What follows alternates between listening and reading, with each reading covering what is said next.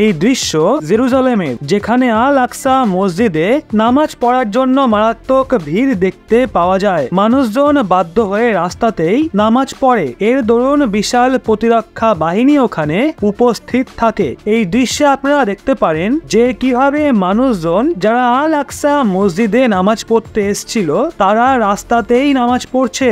ওদিকে এছাড়া কিছু মানুষ পণ্য সামগ্রী নিয়ে ওই পরিসরে আসার চেষ্টা করছিল, যাদের প্রতিরক্ষা বাহিনী ওখান থেকেই ফিরিয়ে দেয়। এছাড়া এটাও বলা হচ্ছে ব্যাপক নিবিড় তল্লাশি অভিযানের সময়ও মানুষদের এন্ট্রি দেওয়া হয়নি। অনেক মানুষের অভিযোগ রয়েছে যে তাদের একটা গেট থেকে অন্য গেটে পাঠানো হয় এটা বলে যে তাদের অন্য গেট থেকে এন্ট্রি দেওয়া হবে, কিন্তু সব গেট থেকেই তাদের এটা বলে ফিরিয়ে দেওয়া হয় যে তারা যেন অন্য গেটে যায়। সবচেয়ে বড় কথা হলো শুধুমাত্র ইয়াংদেরই নয় বরং বয়স্কদেরও আল আকসা মসজিদ পরিসরে এন্ট্রি দেওয়া হয়নি, জানিয়ে মারাত্মক শোরগোল হয়। রয়টার্স যেই খবর পাঠিয়েছে তা অনুযায়ী অনেক কম সংখ্যায় মানুষদের মসজিদে নামাজ পড়ার অনুমতি দেওয়া হয়েছিল, বাকি সমস্ত মানুষদের রাস্তাতেই নামাজ পড়তে দেখা যায়। আরো একটা ছবি এসছে যেখানে ওয়েস্ট ব্যাংকে ইসরায়েলের বিরুদ্ধে ক্ষোভ বাড়তে দেখা যাচ্ছে। যেরকম পাথরবাজি এবং হাঙ্গামার দৃশ্য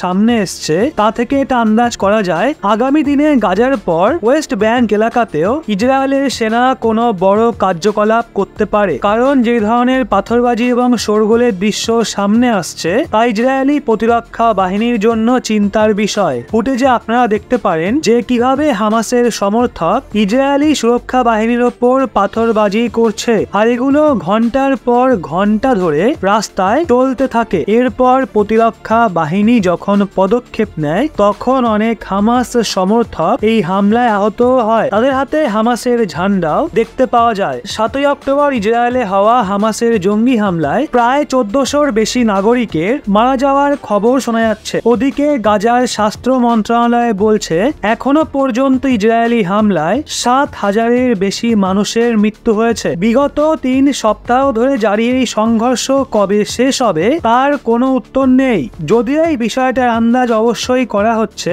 যে এই সংঘর্ষ এখনো আরো অনেক বাড়বে। সবে তো বিবাদ শুরু হয়েছে, এর জল এখন কতদূর গড়ায় সেটাই দেখার। দেখলেনই তো রাশিয়া ইউক্রেনের যুদ্ধের ক্ষেত্রে কি হলো, সেই যুদ্ধ মাসের পর মাস ধরে এখনো চলছে। ওদিকে এখন আবার লেগেছে হামাস এবং ইসরায়েলের যুদ্ধ।